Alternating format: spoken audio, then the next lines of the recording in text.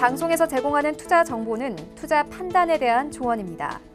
방송에서 제공하는 주식의 가치, 가격 상승 및 가격 하락에 대해서는 방송사에서 보장하지 않습니다. 이 시각 헤드라인 뉴스입니다. 엿새째 상승세를 이어가던 코스피가 오늘은 1990선에서 약보합을 보이고 있습니다. 미국이 중국 기업을 겨냥해 미 증시 상장 규정을 강화하고 중국은 홍콩 국가보안법을 직접 제정하겠다고 밝히는 등 미국과 중국의 갈등이 고조되자 외국인들이 차익 실현에 나섰기 때문으로 분석됩니다. 중국이 홍콩의 국가보안법을 제정하기로 해 파란이 예상되고 있습니다. 중국이 홍콩인의 정치 활동을 크게 위축시키게 될 법안을 홍콩 의회인 입법회를 통해서가 아니라 중국 국회 격인 전국인민대표대회를 통해 직접 제정하겠다고 나선 겁니다. 도널드 트럼프 미국 대통령이 코로나 바이러스로 인한 경제 한파와 관련해 추가 부양책을 언급했습니다. 트럼프 대통령은 이어 우리가 사람들을 도울 것으로 본다라며 우리는 인위적인 동안에 사람들을 위해 돈을 좀 마련하게 될 것이라고 말했습니다. 메디톡스의 보툴리눔 톡신 메디톡신주의 판매 재개가 가능해졌습니다.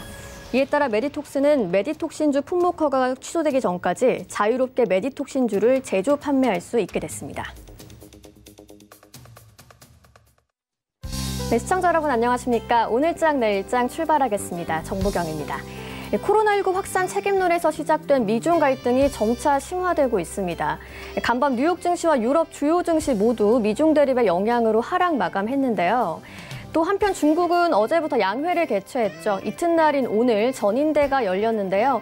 코로나19의 여파로 중국은 건국 이래 처음으로 올해는 구체적인 경제 성장률을 제시하지 않겠다고 밝힌 상태입니다. 국내 증시 살펴보시면요. 오늘도 장 초반 2,000선 터치하면서 기대감을 높였던 코스피가 지금은 1% 넘게 내리고 있습니다. 6거래일 만에 조정을 받는 모습이고요. 코스닥도 하락하면서 4거래일 만에 내리고 있습니다. 글로벌 이슈가 많은 한 주였는데요. 주말을 앞둔 오늘 시장 어떻게 대응하면 좋을지 하나하나 짚어보도록 하겠습니다. 코스피부터 만나보시죠. 지수가 현재 1967.01포인트입니다. 1.57% 내리고 있는 모습입니다. 다음 살펴보시죠. 하루간의 흐름인데요. 오늘 빨간불 켜면서 출발했던 코스피가 금세 하락 전환하면서 쭉 밀려 내려옵니다. 살짝 반등이 나와주고는 있지만 상승 전환까지는 힘에 부치는 모습입니다. 다음 살펴보시죠. 네, 외국인이 3거래일 연속 이어오던 매수세를 멈추고 오늘 매도로 돌아섰습니다. 외국인과 기관은 매도를 하는 중이고요. 개인만 6,680억 원 매수에 나서주고 있습니다. 기관도 하나하나 살펴보시면 금융투자, 투신, 연기금 모두 매도에 나서는 모습입니다. 다음 살펴보시죠. 시총 상위 종목들입니다. 삼성전자와 SK하이닉스가 빠지고요. 삼성바이오로직스, 네이버는 오르고 있습니다. 시총 1, 2위 종목이 2% 넘게 강하게 빠지다 보니까 코스피 지수 약세를 보이고 있고요. 삼성바이오로직스는 오늘 장중에 64만 원까지 오르면서 사상 최고가를 갈아치웠습니다. 현재는 61만 4천 원대에 거래되고 있고요. 네이버 2% 넘게 오르면서 또 한 번 신고가를 경신하고 있습니다. 다음 살펴보시죠. 6위부터 10위 종목입니다. 셀트리온, LG화학, 삼성, SDI, LG생활건강 모두 빠지고 있고요. 카카오가 3.16% 강하게 올라주고 있습니다. 카카오는 언택트 바람을 타고 고공행진을 하고 있고요. 어제는 현대차와 시총 10위 자리를 놓고 엎치락 뒤치락하는 모습이었는데 오늘 현대차를 밀어내고 10위에 안착했습니다. 거래가 24만 5천 원입니다. 다음 살펴보시죠. 11위부터 15위입니다. 현대차, 삼성물산, 현대모비스, NC소프트, SK텔레콤 모두 파란불 켜고 있고요. 현대차는 유럽 쪽 수출 판매량이 많이 감소했다는 보도가 나왔는데 오늘도 2% 넘게 빠지면서 10만 원을 이탈한 상황입니다. 다음 살펴보시죠. 네, 코스닥입니다. 코스닥도 오늘 하락하면서 4거래일 만에 내리고 있습니다. 705.43포인트, 1.48% 내리는 모습입니다. 다음 살펴보시죠. 하루간의 흐름이고요. 코스피와 비슷합니다. 718부터 702까지 쭉 미끄러져 내려왔고요. 장중 저점 702포인트를 찍고 낙폭은 현재 줄이고 있는 모습입니다. 다음 살펴보시죠. 수급 상황입니다. 코스피와 마찬가지로 개인만 사고 기관과 외국인은 팔고 있습니다. 개인이 2,950억 원 매수 물량을 담아주고 있고요. 기관 살펴보시면 금융투자, 투신, 연기금 모두 매도에 나서고 있는 모습입니다. 다음 살펴보시죠. 시총 상위 종목들입니다. 셀트리온 헬스케어, HLB, 셀트리온 제약, 펄어비스까지 파란불 켜고 있고요. 시젠만 1.4% 오르면서 10만 원 중반대에서 거래가 되는 모습입니다. 다음 살펴볼까요? 6위부터 10위 종목이고요. 알테오젠, 에코프로비엠 오르는 가운데 CJENM, KMW, 스튜디오 드래곤은 빠지고 있습니다. 알테오젠이 최근 급부상하면서 52주 최고가를 경신했습니다. 한 달 새 무려 코스닥 시총 20위권에서 현재 6위까지 올라온 상태고요. KMW는 오늘 조정이 좀 강하게 나오고 있습니다. 4% 넘게 빠지면서 6만 원을 이탈한 상황입니다. 다음 살펴보시죠. SK머티리얼즈, 휴젤, 제넥시, 원익 IPS 모두 파란불이고요. 헬릭스미스만 빨간불 켜고 있습니다. 다음 살펴보겠습니다. 원달러 환율입니다. 1238원 30전 0.6% 오르면서 달러 강세가 이어지고 있습니다. 네, 오늘 종목 상담 활짝 열려 있습니다. 100원의 정보 이용료가 부과되는 샵 0082번으로 종목 상담 보내주시면 잠시 후 2시 50분부터 상담 도와드리도록 하겠습니다. 금일본 방송에서 제공해드리는 정보는 투자 판단에 대한 조언일 뿐입니다. 해당 주식의 가치와 수익률을 보장해드리지 않는다는 점 참고해 주시기 바랍니다. 네, 오늘장 이슈 점검해 보도록 하겠습니다. KTB투자증권 이성훈 과장과 함께합니다. 과장님 안녕하세요. 네, 안녕하십니까. 네, 중국 최대 정치 이벤트 양회가 어제 개막을 했습니다. 오늘은 이틀째고요. 중국이 이번 양회를 코로나19를 극복하고 경제 활성화에 나서는 계기로 삼겠다고 한 만큼 다양한 방안들을 제시할 예정이라고 밝혔는데요. 현재 어떤 이야기가 오가고 있는지 좀 자세히 짚어주실까요? 네, 우선 2개월간 연기됐던 양회가 개막을 했습니다. 근데 이제 가장 관심 모았던 게 중국 정부가 올해 중국의 GDP 목표 설정을 얼마로 하냐 이 부분이었는데 오늘 아침에 나왔었죠. 올해 GDP 목표 설정을 하지 않기로 했다라고 좀 밝혔습니다. 우선 리커창 중국 총리는 중국 베이징 인민대회당에서 열리는 업무보고에 올해 안에 경제 성장률 목표를 발표할 예정이었는데 작년에는 중국이 6에서 6.5%라는 목표를 제시하면서 6.1% 달성했습니다. 하지만 지금 오늘 이번에 양회 같은 경우에는 이런 목표 수익률을 제시를 하지 않았다라고 볼 수 있겠고요. 그거겠죠. 어떻게 보면 이제 코로나에 대한 영향에 대해서 지금 그 경제 성장률을 제시하는 거는 시기상조다라는 의견이지 않나 생각이 되고 있습니다. 우선 이번에 양회에서 경제 성장 제시하지 않더라도 어떤 경기 부양이나 여러 가지 점에서는 관심이 모아지는 건 또 몇 가지 있지 않나 생각이 되고 있고요. 지금 현재 봤을 때는 이 관심이 최대 좀 관심 가는 부분은 역시 미국에 대한 미국이 중국 견제하는 부분에 있어서 중국이 어떤 메시지를 전달하냐라고 좀 이 부분인데 지금 이제 미국 의회가 코로나19와 관련하면서 중국의 제재를 가하는 법률을 좀 채택할 여러 가지 통장에 대한 폐지나 투자자들의 자금에 대한 부분 제한 부분을 채택을 했는데 이 중국 같은 경우 중국이 이번에 그 전인대 대변인이 보복에 대한 얘기 좀 했습니다. 미국의 근거 없는 코로나19 사태에 대한 보상에 대해서 어떠한 보상 요구에도 응하지 않을 것이라고 좀 밝혔는데요. 우선 이 미국의 이 법안이 중국을 이 코로나에 대한 책임에 대해서 지적한 부분은 사실 근거가 전혀 없다라는 입장이고요. 국제법과 어떤 국제 관계 준칙에 크게 어긋난다라는 의견을 좀 중국 쪽에서 내포하고 있다라고 좀 볼 수 있겠습니다. 우선 확실한 대응 조치를 취한다는 경고를 했는데 어떤 대응 조치를 취할지는 두고 봐야겠지만 지금 이 전인데 어떤 대변인이 얘기했던 내용을 좀 살펴보면은 특별하게 미국에 대해서 어떻게 보고를 하겠다는 내용은 지금 없다라고 좀 생각이 되고 있습니다. 그렇기 때문에 중국 같은 경우에도 미국과의 원만한 어떤 그런 합의나 여러 가지 부분이 하고 싶어하는 눈치로 좀 보여지고 있고요. 우선 지금 중국 쪽에서 얘기하는 부분은 공개적이고 투명하게 하자라는 이런 부분이고 WHO, 세계보건기구 같은 국제기구와 관련국의 최대한 바이러스 유전자 정보를 공개했었다. 그렇기 때문에 이런 책임이나 이런 부분에 있어서 중국이 마냥 이 보상을 해야 될 의무는 없지 않냐 이런 내용이지 않나 판단이 되고 있습니다. 앞으로 또 바이러스와 싸움에서 어떤 사람들이 책임을 지는 어떤 그런 윤리적인 의식을 좀 많이 강조했다라고 좀 볼 수 있겠고 그 그렇기 때문에 미국과 중국의 관계에 있어서 또 공격하지 않고 상호 협력의 길로 나아가기를 희망하다는 의견을 좀 많이 내놓았다라고 볼 수 있겠습니다. 그리고 또 미국을 최대 선진국, 또 중국을 최대 개발도상국이라고 칭하면서 세계 양대 경제국가는 무역과 인적 왕래가 매우 밀접하다는 의견도 지금 내놓았다고 볼 수 있겠습니다. 이런 걸 종합한다면은 중국이 어떤 보복에 대한 강한 의지는 없더라고 좀 생각이 되고 있고요. 지금 오늘 이번 양해에서 또 특징적인 사항이 이 홍콩의 국가보안법을 직접 제정한다는 점을 좀 확인했는데, 이 전임 홍콩 특별행정부의 국가보안법을 제정에 관한 의안이 포함됐다라고 좀 밝혔습니다.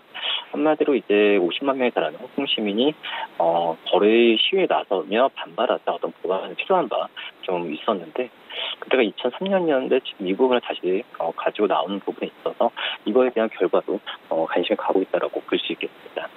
지금 현재 양해에 대한 양해가 좀 개막이 되면서 이 관련 어떤 수혜주에 대한 시장에서의 관심이 굉장히 높다라고 좀 판단이 되고 있고요. 지금 현재 상태에서는 이 그때적으로 봤을 때 양회의 가장 큰 수혜주는 역시 화장품이나 면세점주, 이런 그 전통적인 중국 관련주라고 볼 수 있겠는데요. 지금 하지만은 최근 같은 경우는 이런 트렌드가 좀 많이 바뀌지 않나, 이렇게 좀 생각이 되고 있습니다. 특히 이제 그 양회 수혜주에 대한 부분에 있어서 중국 정부가 5G나 여러 과거의 어떤 그 SOC와 다른 투자에 대한 다른 어떤 새로운 4차 산업에 대한 투자 부분을 강조할 가능성이 크기 때문에 우리 5G와 또 IT의 어떤 시스템적인 그런 종목들에 대한 관심이 가고 있지 않나, 이렇게 좀 생각이 되고 있고요. 그런 상태에서 본다고 한다면 IT, 특히 5G와 관련된 우리나라의 종목들에 대한 관심을 꾸준히 갖는 게 낫지 않을까, 이렇게 좀 생각이 되고 있습니다. 여기에 또 하나 또 말씀을 드리면은 중국 증시에도 정책 기대감이 반영이 되면서 제약 바이오나 필수 소비재, 또 이제 중국 정부가 추진하는 이 산업 고도와 관련된 업종이 오늘로 해서 좀 상승세를 보여주고 있는데, 그런 점에서 이제 중국 주식에 좀 관심을 가지신 분들 같은 경우에도 이런 종목들을 좀 선별하면서 투자하는 전략이 낫지 않을까, 이렇게 보입니다. 네, 중국 관련한 이야기 들어봤고요. 이번에는 일본 얘기 좀 해볼게요. 이 아베노믹스의 최대 목표가 디플레이션 방어였는데 코로나 사태 때문에 지금 실패할 위기에 처했습니다. 소비자 물가가 40개월 만에 마이너스를 기록했고요. 이미 전례 없는 규모의 재정 지출과 금융 완화 정책을 추진한 이후여서 아베 내각에 새로운 걱정거리를 안게 됐다는 이야기가 나오고 있는데, 일본 상황도 좀 자세히 짚어주시죠. 네, 최근 지금 일본 상황이 굉장히 좀 좋지 않다. 뉴스를 통해서 아시겠지만은 어떤 코로나에 대한 통제 능력, 그리고 어떤 수출이나 이런 그 지표를 봤을 때 지금 아베 정부에 대한 시장에서의 불신이 굉장히 좀 크다라고 좀 생각이 되고 있고요. 실제적으로 오늘 또 발표했죠. 일본 쪽에서의 그 경기 지표를 봤는데 우선 좋지 않습니다. 우선 그 일본의 그 소비자 물가가 4개월 만에 내림세로 돌아섰고요. 어떤 코로나19에 따른 일시적인 하락으로 볼 수도 있겠지만은 이 부분이 좀 더 길어진다면 다른 글로벌 국가가 속적 물가 지수가 내려 거에 대한 와 다르게 일본이 디플레이션 시대로 돌아간다는 의견도 좀 있다라고 좀 볼 수 있겠습니다. 4월에 어떤 신선식품을 제외한 전국 소비자 물가지수 CPI 지수는 전년 동월 대비해서 0.2% 하락한 101.65를 기록했다고 밝혔는데, 이 CPI가 하락한 것은 2016년 12월 이래로 3년 4개월 만이고요. 우선 이 여러 가지 이유가 있겠지만 아시다시피 코로나19로 유가가 급락하면서 숙박료나 외국인 패키지 투어 비용 같은 레저 관련 비용이 크게 내린 탓이 컸습니다. 그러면서 4월부터는 이제 일본에서는 고등학교 무상교육이 시작하면서 사립대 수업료가 좀 하락했던 적이 이 부분도 작용했다라고 좀 볼 수 있겠고요. 또 2019년 10월이죠. 이때부터 시작한 육아교육 무상화 영향으로 유치원과 보육료도 좀 하락한 부분이 좀 크지 않았나 판단이 되고 있습니다. 이렇게 일본 쪽에서 물가 지수가 낮게 나온다면서 다른 경제 지표도 발표에 대한 좀 우려감이 좀 있다라고 볼 수 있겠고, 지금 현재 뭐 아베노믹스라고 하죠. 그러면서 40개월 만에 이렇게 물가 지수가 마이너스로 가면서 비판이 점점 커지고 있다라고 좀 생각이 되고 있습니다. 아베 신조 일본 총리가 25일에 긴급사태 전면 해제에 대한 가능성을 언급했는데 일본 내에서도 이거에 대한 우려라기보다도 좀 불신이 점점 커지고 있는 상황이라고 볼 수 있겠고요. 그런 상태에서 일본도 오늘 대책회의를 냈습니다. 임시 금융정책 결정회의를 열고 중소기업의 자금 조달을 지원하기 위한 새로운 제도를 도입하겠다고 좀 밝혔는데요. 대부분 글로벌까지 하는 것처럼 또 중소기업에 대한 또 금융기업에 대한 대출에 대한 여건을 완화해 주는 게 이게 이런 식으로 가지 않을까 좀 개인적으로 판단이 좀 되고 있습니다. 한마디로 무이자 무담보 대출을 늘리기 위한 상황이라고 볼 수 있겠는데 하지만 늦었죠. 이런 상황에서 어떤 경제 금융 비상대책 회의를 한다고 해서 특별하게 나아질 것으로는 좀 보여주지 않고 있고요. 그렇기 때문에 어떻게 보면 지금 경기식을 보더라도 급격히 악화되고 있는 상태에서 전처럼 국채를 제한 없이 매입해서 시장에 자금 공급하는 이런 특징적인 어떤 경제 대책이 나와야 일본에 대한 경기에 대한 긍정적인 시각을 유지할 수 있지 않을까라고 좀 생각이 좀 되고 있습니다. 네, 오늘 말씀 여기까지 듣도록 하겠습니다. 고맙습니다. 네, 감사합니다. 네, KTB투자증권 이성훈 과장과 함께했고요. 이슈 칼럼 이어갑니다.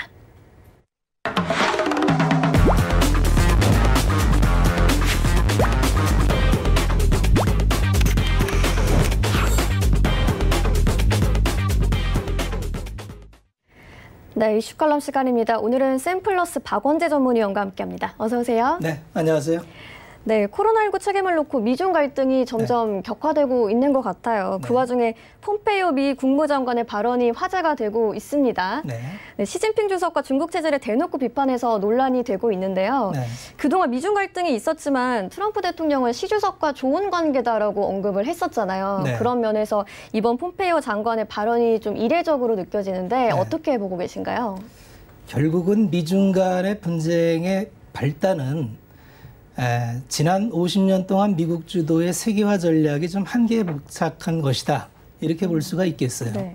사실 이 문제는 트럼프 정부에 와서 터졌는데 그 내면을 보면은 지금까지 미국은 세계화 전략을 통해서 미국의 성장을 추구했었죠. 그래서 좀 저부가가치 산업은 이제 이머징 국가로 내보내면서 미국은 서비스 산업의 고부가가치 산업으로 산업을 끌고 가면서 소비 시장도 키우고 본인의 부가가치를 늘리고 이제 지금까지는 굉장히 편안했었죠. 그래서 이 질서하에서는 이머징 국가도 좋고 미국도 좋고 서로 호혜 문제에 문제가 없기 때문에 계속적으로 양적 성장을 추구할 수 있었는데 자 이제 4차 산업 목전에 뒀는데 이제 부딪힘이 나온 거예요. 지금까지는 어떤 국가도 미국의 패권에 도전할 수 있는 위치에 오지 못했는데 잠깐 일본과 유럽의 일부 국가가 왔습니다만 그 부분이 GDP의 일정 수준을 넘지는 못했거든요. 근데 중국은 워낙 규모가 크고 빠른 성장을 하다 보니까 미국 GDP 수준의 60%까지 넘어서고 또 이제 맞부딪힌 분야가 4차 산업 분야에서 부딪힌 거죠. 미국이 그동안 계속 새로운 산업의 분야는 계속 지배적 우위를 갖고 왔었는데 중국이 이제 그거를 나도 할 수 있다고 해서 일찌감치 중국몽을 드러낸 거죠. 그래서 사실은 도강양회를 좀 더 끌었어야 되는데 일찍 좀 발표한 게 아니냐 이런 말도 나옵니다만 1대1로를 통해서 세계화의 야욕을 드러냈죠. 시진핑 정부에서.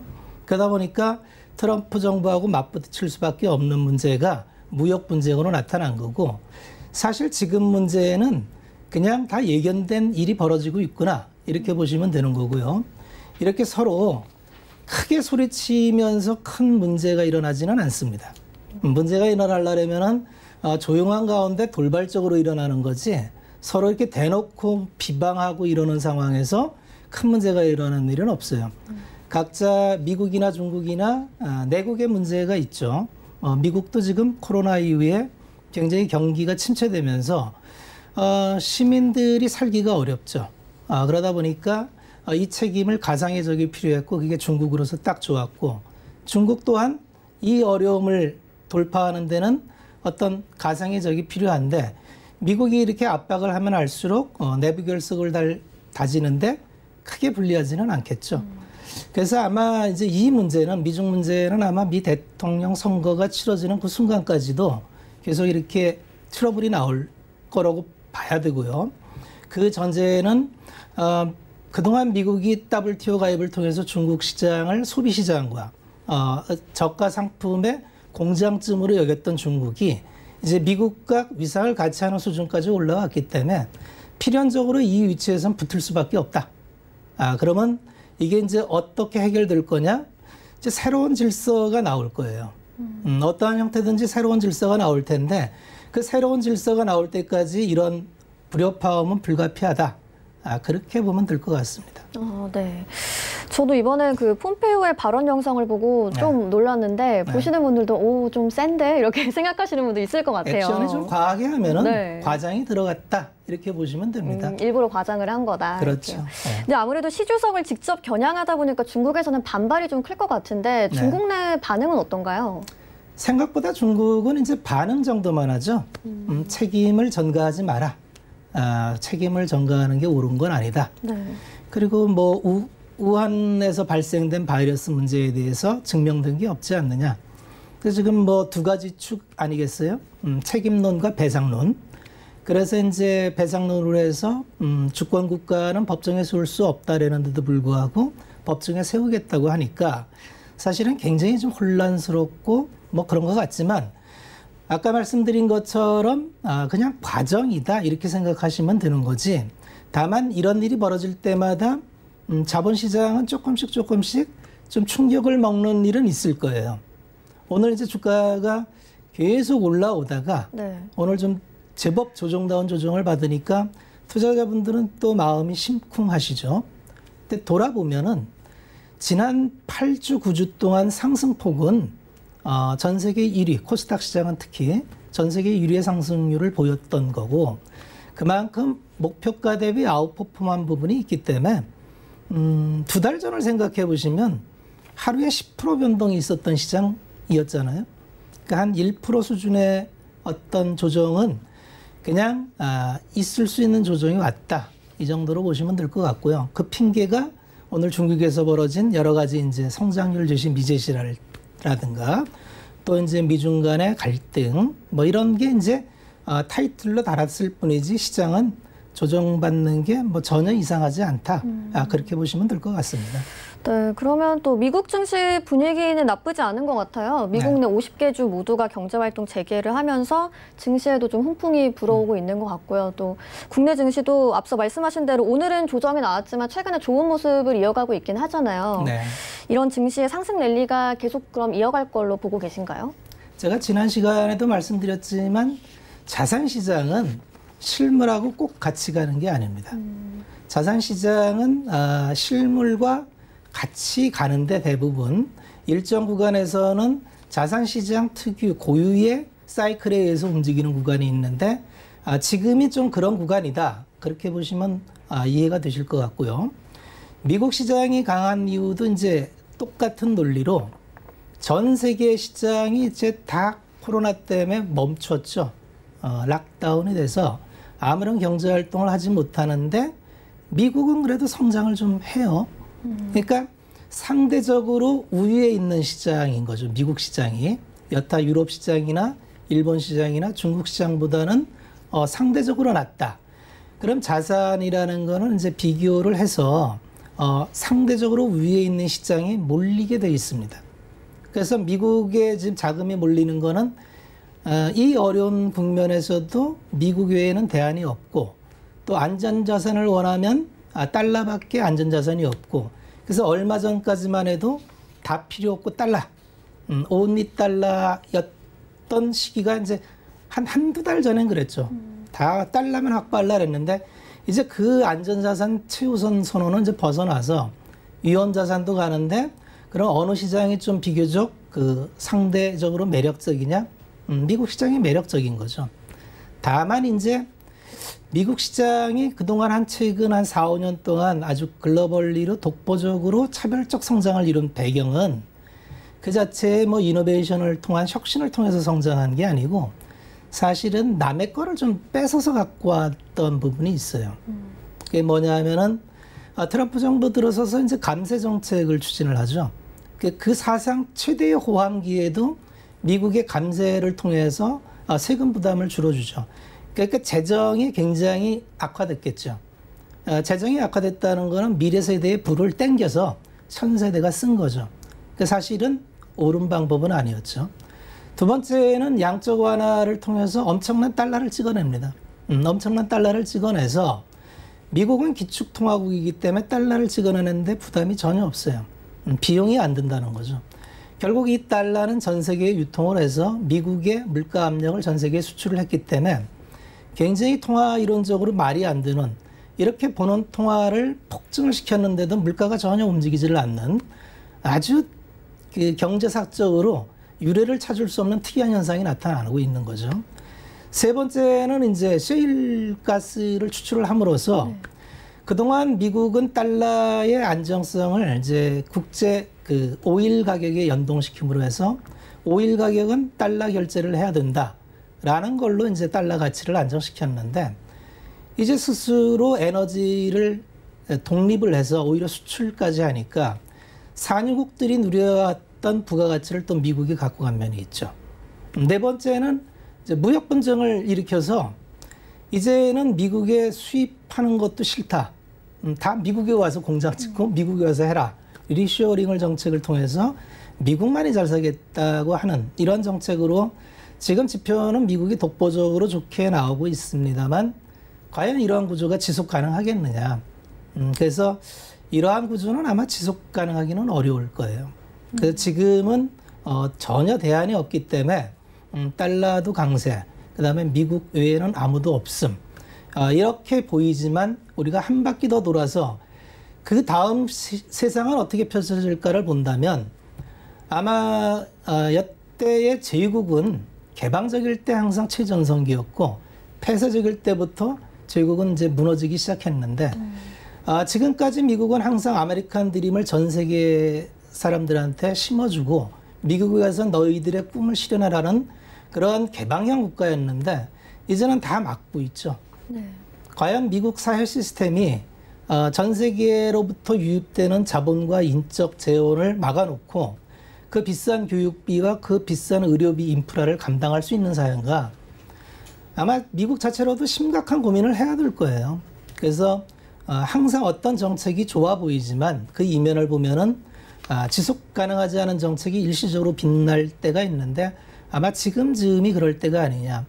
아마 3, 4년 후, 5년 후에는 아마 상당한 변화가 있을 거예요.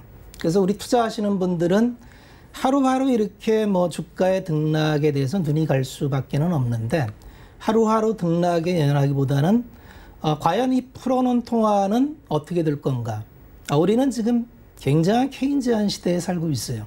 말도 안 되는 통화 팽창을 시켜놨는데 물가를 자극시키지 않는 희한한 상황. 근데 통화는 반드시 그 끝이 이제 프리드만 학파가 돌아올 거예요. 그 끝은 항상 인플레였다는 것을 기억을 하셔야 됩니다. 그래서 이런 케인즈안이 퇴장할 때는 항상 인플레를 통해서 퇴장을 하고 둘 중에 하나겠죠. 강력한 디플레나 강력한 인플레나. 아마 바라기는 적정한 물가 상승을 통한 적정한 유지를 원할 텐데 그게 통제가 가능할지 글로벌리로 만약에 그 통제의 끈을 놓는 순간에는 굉장한 충격이 올 텐데 자산군별로 보면은 자산은 크게 이제 주식과 부동산과 채권과 커머더티 이 정도로 나누죠.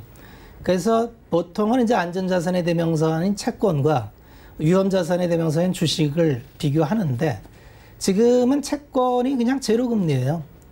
그리고 주식은 성장을 하기 때문에 일득의 이론으로 보면 주식시장의 기대 수익률은 국가별로 6%에서 8%는 나옵니다. 채권은 제로. 그러니까 당연히 자금은 주식시장으로 오는 거죠. 상대적 우위가 있으니까. 그런데 주식은 이제 변동성이 있기 때문에 오는 건 현명한데 이 변동성을 적절히 컨트롤할 수 있는 방법을 알고 들어와야 된다는 거죠. 그래서 최근에 개인 투자자분들이 처음 마음은 그랬죠. 위기 때. 야, 금리도 없고 부동산도 불안하니까 주식시장에 삼성전자는 안전할 거야. 그래서 삼성전자에 투자해 놓으면은 연 내가 기대하는 수익 한 5% 10%는 주지 않겠어? 라고 해서 들어온 자금이 요새 이제 못 견디고 팔죠. 그래서 옆에 뭐 반짝반짝거리는 뭐 이런 종목으로 갑니다. 근데 이제 당부드리고 싶은 거는 가는 건 좋은데 잘 준비가 됐냐는 건 꼭 반문을 해서 물어봐야 돼요. 내가 그 기업을 잘 알고 삼성전자의 강점은 믿음이겠죠. 아무리 어려워도 삼성전자는 하방은 제한해 줄 거다. 그래서 변동성을 막아준다면 그냥 나 삼성전자 넣고 1년 있다가 5% 10% 나오면 찾을게. 나쁜 아이디어가 아닙니다. 그걸 원했다면 그걸 실현하는 게 맞는 거고 중간에 나의 마음이 변해서 보다 높은 수익률을 찾았다면 그거에 수반되는 변동성, 즉 위험을 내가 얼마나 감당할 준비가 돼 있는가를 꼭 한번 반문해 보셔야 되지 않을까. 그렇게 말씀을 드릴게요.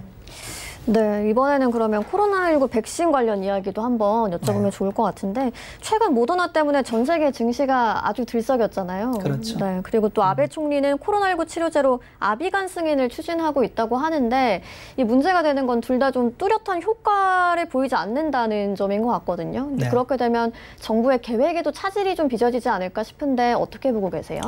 사실 코로나19 바이러스는 잡기 힘들다는 거는 다 알아요. 이건 기본적으로 변형이 자유롭게 유지되는 바이러스고 RNA 변형을 통해서 계속 변형을 한다 그러죠.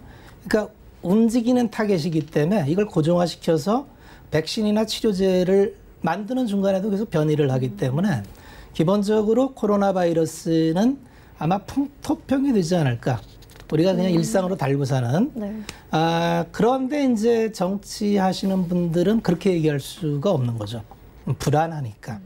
그래서 이거는 치료제와 백신이 나오면 다 끝나는 일이라고 얘기를 하지만 실질적으로 임상 단계로 들어가면 치료제가 나오기 위해서 임상 단계를 들어가다 보면 환자가 모집단이 충분히 있어야 되고 그 모집단을 통해서 임상 데이터를 다 해야 되는데 그 기간을 줄일 수는 없거든요. 그래서 뭐 올해 내에 나온다 이런 얘기는 사실 넌센스인 것 같고요.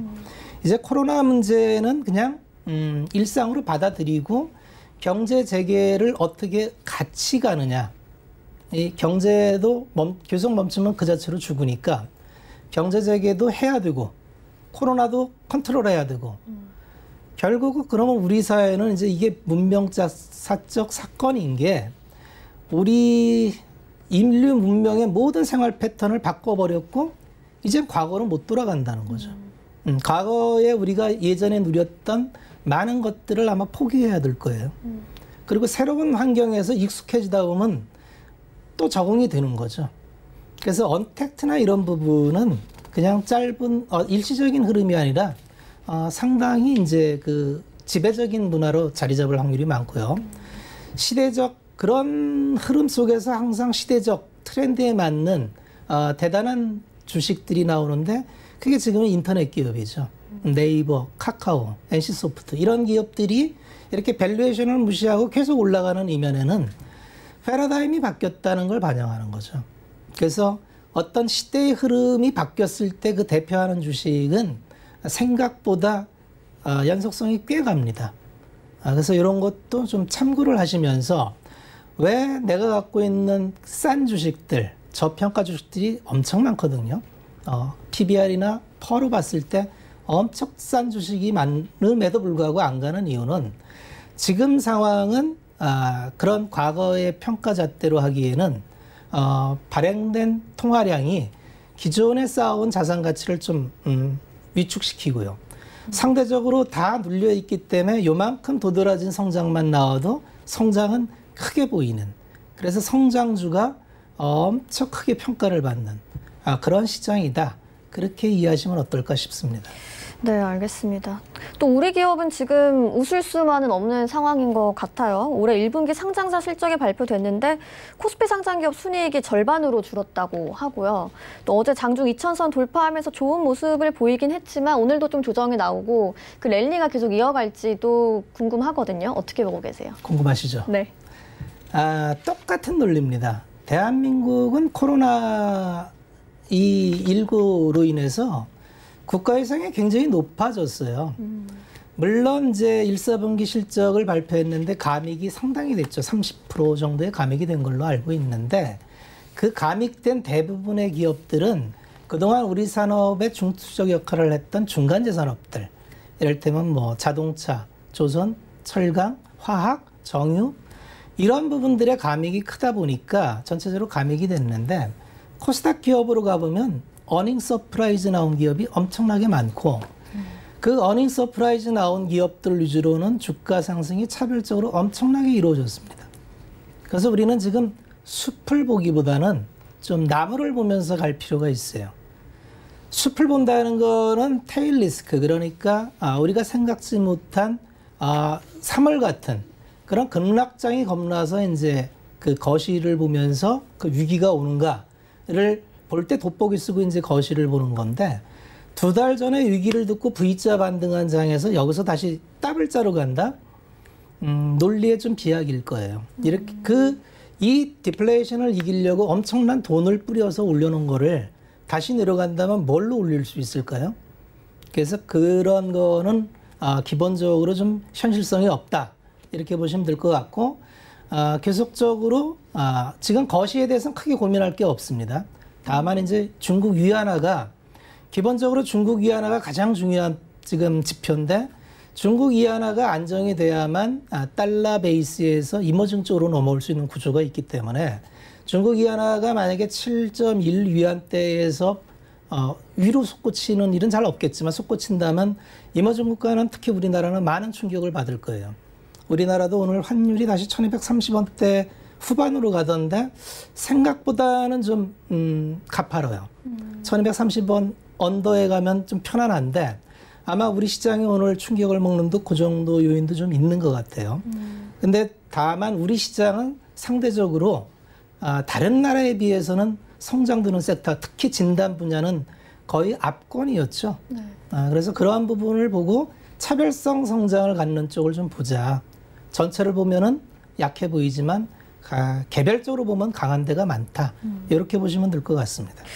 네, 또 조금 전에 살짝 언급을 해주시긴 했는데 코스닥도 한번 보면요. 코스피보다는 나은데 역시 수익성은 악화된 것으로 보이고 있어요. 그나마 IT 분야가 선방했다고는 하는데 지표가 그렇게 좋지는 않거든요. 코스닥 어떻게 전망해 보면 좋을까요? 그러니까 어떻게 보느냐에 따라서 관점은 좀 달라져요. 그러니까 시장은 항상 그 낙관주의자 쪽에 서면은 보입니다. 비관주의자 쪽에서 보면은 사실 다 나빠 보여요. 그런데 지금 왜 코스닥 시장이 전 세계 1위에 상승을 했을까요? 사실 주식시장은 그 집단 지성이 모여서 가격을 만들기 때문에 어떤 1인이 이 가격을 만드는 건 아니거든요. 그러니까 누군가 이 높은 가격에 비싸다고 생각하는 가격에 사니까 오르는 건데 그 이면에는 나빠 보이지만 좋은 게 있는 거죠. 그게 뭐냐? 진단 업체 같은 경우는 뭐 거의 몇천 프로 지금 폭증을 하잖아요. 네. 그 다음에 뭐 언택트 관련해서 결제주나 이런 쪽도 폭증하고 게임주, 뭐 그 다음에 식품이나 이런 쪽도 집에 있으면서 HMR 소비를 많이 하죠. 그 다음에 홈쇼핑, 그러니까 이제 뭐 쿠팡, 새벽 배송 이런 것들 많이 오죠.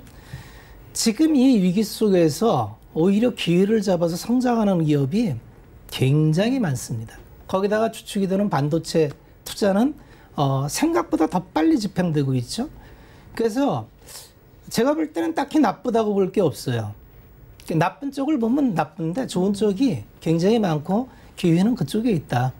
그러니까 찾아봐야 되는 거죠. 찾아보면 기회가 많습니다. 네, 말씀해주신 대로 요즘 또 호실적을 보여주는 기업들 있잖아요. 말씀해주신 뭐 진단 키트, 진단 시약, 뭐 언택트 관련주들이 있는데 이 분기에도 그러면 좋은 성적 계속 기대해봐도 좋을까요? 뭐 이미 다 알고 있죠. 2분기 사상 최대 실적을 내겠죠, 진단업체는. 네. 두 번째는 어떤 흐름을 좀 보시면은 지금까지 의료 시장은 유럽과 미국이 이제 가장 큰 시장이었죠. 그리고 이제 폐쇄적이었고 침투하기가 굉장히 어려운 시장이었는데, 그래서 우리는 그 선진 의료 시장을 부러워했고 그들은 우리가 갖지 못한 대단한 인프라를 가질 것이라라는 이제 막연한 환상이 있었는데 이번 코로나 사태로 완전히 환상이 깨졌죠. 네. 저렇게 형편없는 의료 시설과 사람을 길바닥에 놓아서 다 그 치료도 못 받고 다 죽음에 이르게 하는. 그래서 야 이게 뭔가. 그래서 아마 의료 시장 체계 자체가 지금까지는 치료 중심의 시장. 그러니까 뭐 사전에 미리 진단해서 예방하는 건 의미 없고 병 걸려서 아프면 와라 치료해 줄게가 이제 지금까지의 의료 환경이었는데, 아마 이게 앞으로 상당히 진단 시장 쪽으로, 사전 진단 쪽으로 아마 이전이 될 거예요. 그 국가 재정도 아마 그런 쪽으로 배분이 돼야 되고, 그렇게 본다면 국내에 최근에 이제 해외로 우리나라의 의료 장비나 진단 키트 수출이 이렇게 된 거는 그렇게 어렵게 철옹성 같았던 가장 큰 시장이 자연스럽게 이제 침투가 돼 있는 거고, 그걸 발판으로 해서 앞으로 진단 쪽에 커질 시장이 무궁무진합니다. 앞으로 이 상태는 바이러스뿐만 아니라 이제 항암 진단 시장이나 뭐 그 항생제 내성 시장, 이런 시장은 성장성이 엄청 커질 거예요. 그런 시장이 열릴 때 가장 수혜를 받을 기업이 누구냐? 시젠입니다. 그래서 시젠 같은 기업은 뭐 코로나에 수혜받는 게 아니라 거의 기업사의 역사를 바꿀 만큼 위대한 기업이 될 수 있는 토양을 만든 거예요. 그래서 주식 투자의 개념은 위대한 기업을 찾는 건데 그 후보 중에 하나가 이런 기업이 아니겠느냐. 이번 일을 통해서 엄청난 영업이익이 들어올 거고, 그 영업이익을 통해서 또 R&D 투자를 하던 대로 할 거고, 그 R&D 투자를 통해서 그동안 누려왔던 파이프라인이 하나둘 성과가 나오면 이미 항생제 진단 시장에서는 출시돼서 나가고 있죠. 그럼 시장 커지는 만큼 수혜를 받을 거고, 항암 진단 시장도 지금은 규제와 이런 여러 가지 제도에 맡겨서 더 뻗질 못하는데, 이 규제가 풀려서 이 시장을 온전히 누린다면은 전혀 다른 기업이 되겠죠. 이런 상상을 하는 게 사실은 주식 투자입니다. 네. 네, 알겠습니다. 오늘 말씀 여기까지 듣도록 하겠습니다. 고맙습니다. 네. 네, 샘플러스 박원재 위원과 함께했고요. 종목 이야기 바로 이어갑니다.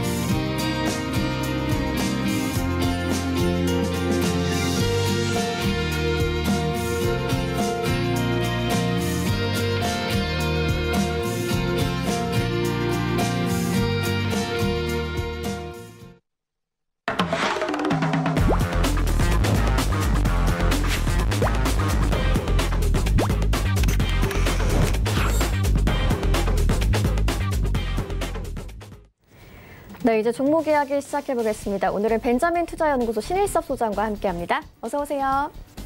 안녕하세요. 네, 오늘 어떤 종목들 가져오셨는지 이야기 바로 들어볼게요. 예, 첫 번째 하이트진로입니다. 이제 여름철이 눈앞에 있는데 맥주를 마시고 싶은 계절이 옵니다.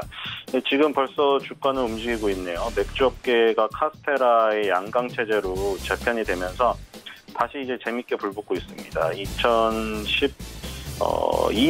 2년도에 오비 맥주의 역전을 당하면서 그 뒤에 지금 만으로 한 10년인가요? 10년 동안 이제 역전을 못하고 있어요.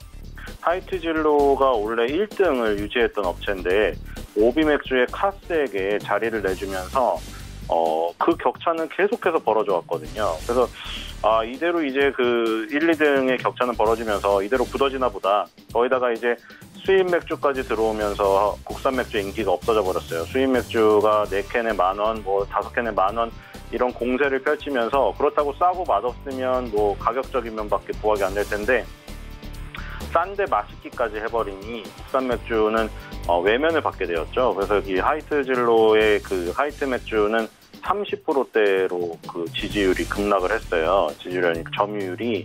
그래서 그 뒤로 이제 어떻게 하면은 돌파할 수 있을까 하다가 내놓은 게 이제 테라인데 테라가 의외의 성공을 거두면서 지금 다시 카스와 테라의 그 점유율이 2012년 역전당할 때 그때만큼이나 흥미진진해지고 있습니다. 물론 카스 입장에서는 또 안 좋겠죠. 왜냐하면 10년 동안 자리를 지키다가 추격자에게 추격의 빌미를 제공했기 때문에 기분이 나쁠 수도 있을 거예요. 지금 카스의 모델은 백종원 씨가 됐고 테라의 모델은 공유 씨가 됐습니다. 서로 모델의 어떤 그 뉘앙스는 상당히 다른데 어떤 추구하는 광고의 컨셉에 따라서 선택이 된 것 같아요. 물론 광고 모델을 보고 무조건 먹진 않지만 광고 모델도 중요하잖아요. 하나의 선택을 하는데 어떻게 될지 흥미진진하고요.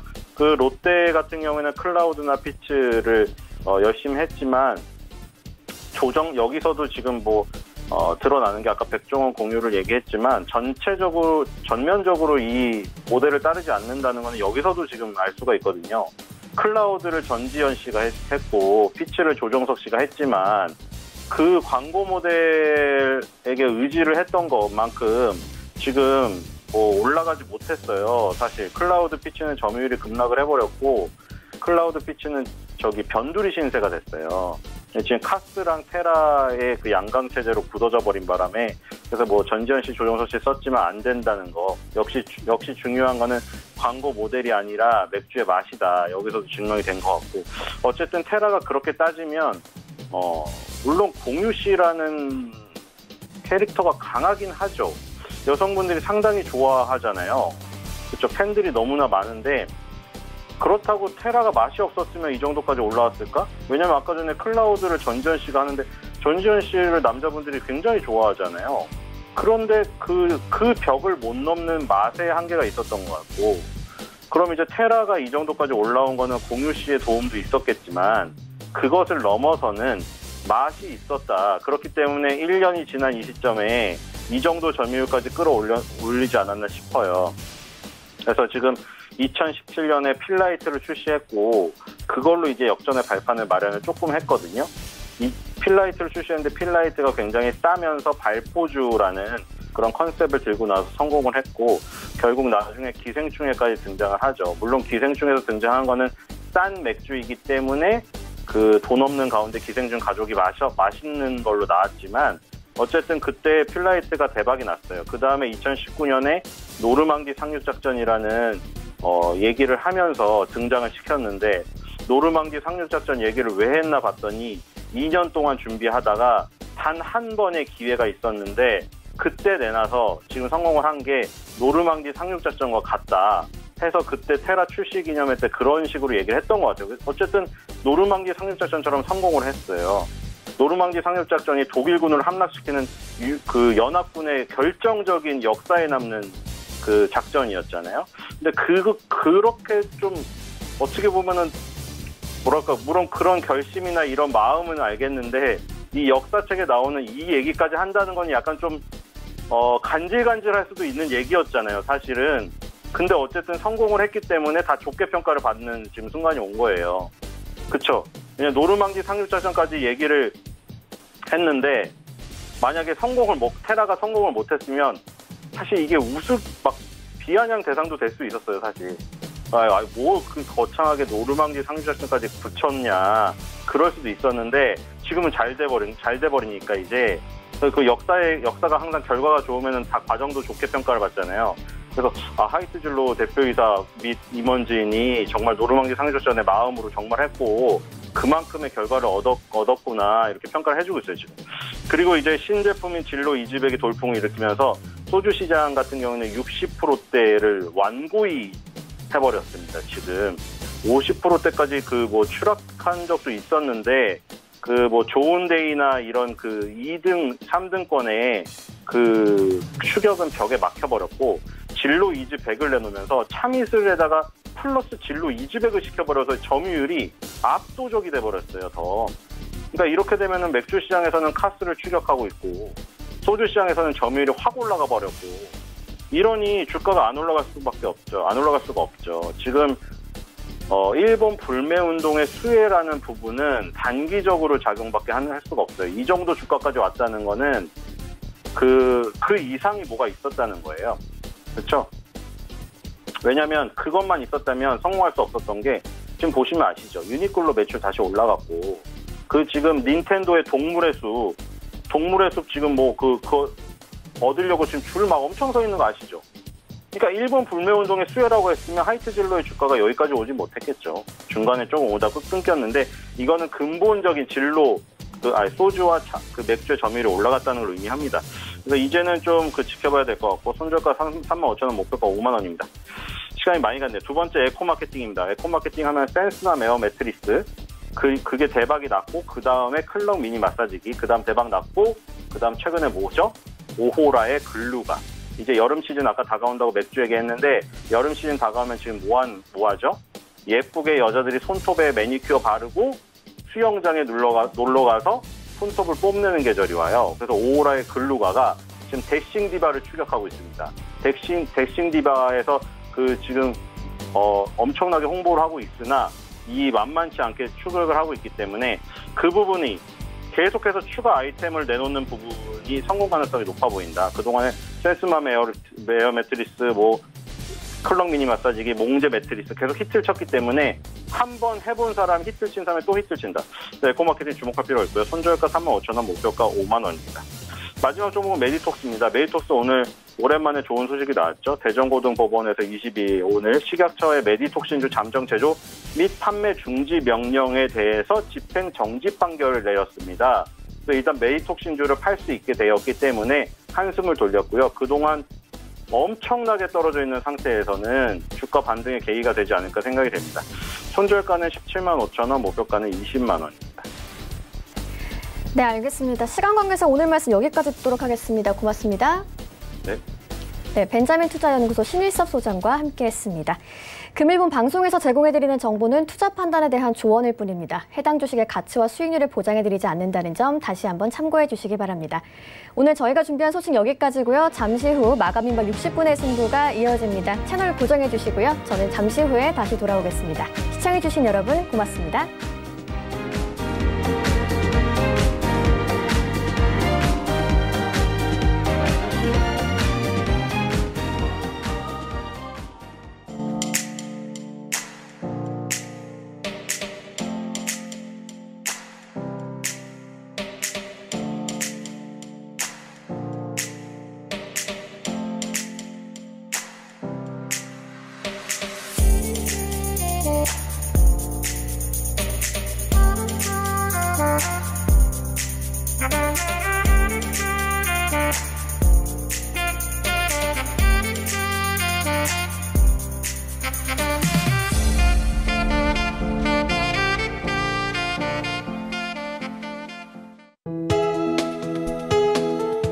방송에서 제공하는 투자 정보는 투자 판단에 대한 조언입니다.